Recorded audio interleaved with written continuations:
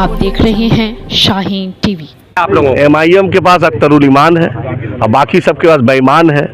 तो जिसके पास ईमान है उसके साथ किशनगंज है, उसके साथ अख्तरुल ईमान है। जाएंगे नीतीश जी कितना बार मरेंगे जनता पूछ रही है। बात यही नीतीश कुमार है 2002 में जब गुजरात जल रहा था तो मोदी के साथ खड़े थे। यही नीतीश कुमार है CA NRC पे मोदी के साथ खड़े। नमस्कार, मैं मुश्फिक खान और आप देख रहे हैं शाहीन टीवी। मैं इस वक्त मौजूद हूं AIMIM के दफ्तर में बिहार के किशनगंज में। मैं आपको बता दूं कि 2024 लोकसभा चुनाव के लिए AIMIM पूरी तरह से चुनावी रण के लिए तैयार हो चुकी है। लेकिन इसी बीच बिहार विधानसभा में जो उठापटक चल रही है, चाचा भतीजे का और पुराने दोस्त के साथ जो लगातार रिश्ता बदल रहा है, एक दूसरे के साथ जा रहे हैं, सभी पार्टियां एक दूसरे से अपना रिश्ता जोड़ रही हैं, अपने कुंबे को बढ़ा रही हैं। बीजेपी NDA गठबंधन बढ़ाने में लगी है तो इंडिया गठबंधन बढ़ाने में लगी है। वैसे में AIMIM की भूमिका कहाँ है, और खासकर बिहार विधानसभा का भी जिस तरह से भी फ्लोर टेस्ट होना है उसमें क्या है, किस तरह का संपर्क करने की कोशिश की जा रही है। हमारे साथ AIMIM के प्रवक्ता आदिल साहब मौजूद हैं, मैं उनसे बात करने की कोशिश करता हूं।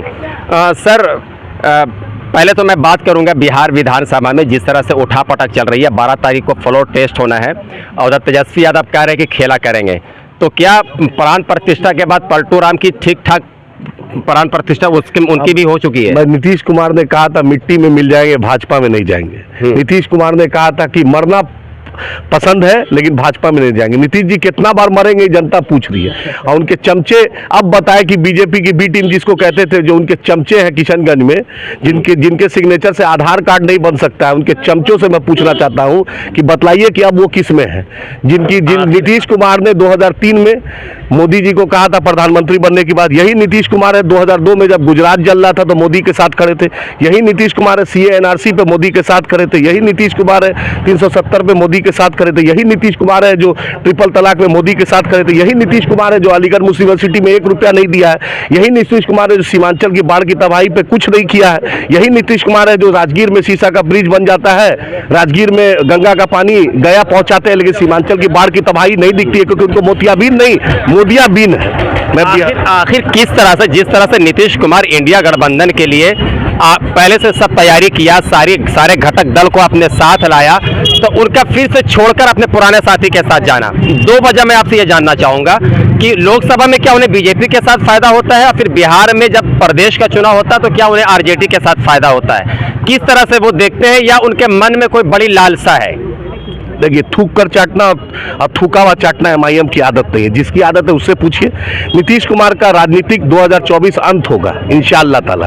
बिहार की जनता इनको विदाई करेगी। और भाजपा से पूछना चाहते हैं, सम्राट चौधरी पगड़ी बांधे थे कि नीतीश कुमार को अस्तित्व खत्म कर देंगे, आज उन्हीं के साथ बैठे हुए, क्या वजूद है? ये क्या जुमला है? बतलाइए ना, पूछिए ना भाजपा के दलालों से जो कल तक जो नीतीश कुमार के खिलाफ टेस्ट जब 12 तारीख को होगा, अगर उसमें जरूरत पड़ेगी तो आपकी पार्टी का स्टैंड क्या होगा वहाँ? मेरी पार्टी क़यामत के सुबह तक बीजेपी के खिलाफ है और रहेगी इंशाअल्लाह ताला। आज भी है, कल भी रहेगी। इनको इनवाइट करती है, बुलाती है, तो जाएंगे। उसका फैसला बैरिस्टर असदुद्दीन ओवैसी साहब, अख्तरुल ईमान साहब, अकबर साहब करेंगे। किधर जाएंगे किधर नहीं जाएंगे वो फैसला सदर साहब करेंगे। लेकिन हमारा फैसला है कि हम बीजेपी के खिलाफ डंके की चोट पर थे, हैं और इंशाअल्लाह रहेंगे। लोकसभा चुनाव के लिए सभी पार्टियां अपने अपने कुंबे को बढ़ाने घटाने में लगी। जिस तरह से आप देखें, चाहे वो NDA गठबंधन हो या इंडिया गठबंधन हो, AIMIM का अभी तक किसी पार्टी से रिश्ता नहीं जुड़ा है। और पूरी तरह से किशनगंज में चुनावी रण के लिए आप लोग तैयार हैं, बूथ लेवल पर जा रहे हैं, वार्ड लेवल पर जा रहे हैं, कार्यकर्ता काफी अभी से एक्टिव दिख रहे हैं। उसके पीछे की रणनीति क्या है, और इससे कितना मौका मिला है आप लोगों को? MIM के पास अख्तरुल ईमान है और बाकी सबके पास बेईमान है। तो जिसके पास ईमान है उसके साथ किशनगंज है, उसके साथ अख्तरुल ईमान है। तो हमारे साथ मेरा लीडर है बैरिस्टर असदुद्दीन ओवैसी साहब की, अकबर साहब की सरपरस्ती है। अल्लाह की मदद है, आवाम का साथ है, इंशाअल्लाह कामयाबी होगी। लोकसभा चुनाव में अहम मुद्दा क्या होगा?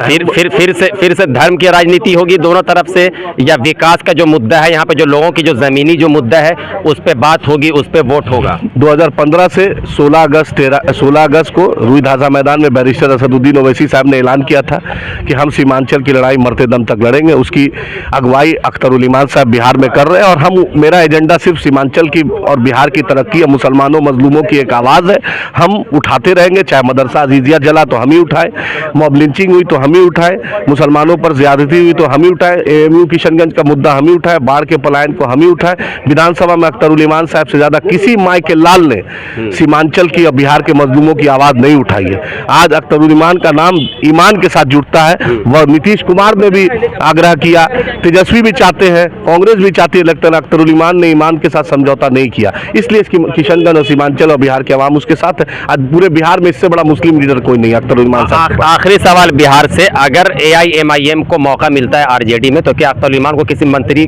के रूप में अख्तरुल ईमान 3 बार मंत्री 3 बार ठुकरा चुके हैं। मंत्रालय का शौक अख्तरुल ईमान को नहीं, अख्तरुल ईमान साहब को सीमांचल और किशनगंज बिहार के आवाम का शौक है, उससे मोहब्बत करने वाला है, उससे मेहनत करने वाला है, उससे जुड़ने वाला वो शख्स है। मंत्रालय वो कभी न दिल में लालसा पालते हैं न मंत्रालय की तमन्ना है, उनकी एक ही तमन्ना है, सीमांचल का विकास, बिहार के मुसलमानों मजलूमों की विकास, और इंशाअल्लाह हम उसके लिए वचनबद्ध हैं। बहुत बहुत शुक्रिया हमसे बात करने के लिए। तो ये थे AIMIM के प्रवक्ता आदिल हसन साहब। इन्होंने साफ तौर से ये बताया कि 2024 में जो चुनाव है उस पर हम पूरी तरह से तैयारी कर रहे हैं, लोगों से ज़मीनी मुद्दों पर बात कर रहे हैं और वोटरों को अपनी तरफ खींचने की कोशिश कर रहे हैं। लेकिन जब वोट डाले जाएंगे तो जनता किस पे विश्वास जताएगी, ये देखना बड़ा अहम होगा। कैमरामैन फैजान के साथ मैं मुशफिक खान, शाहीन TV बिहार। आप देख रहे हैं शाहीन TV।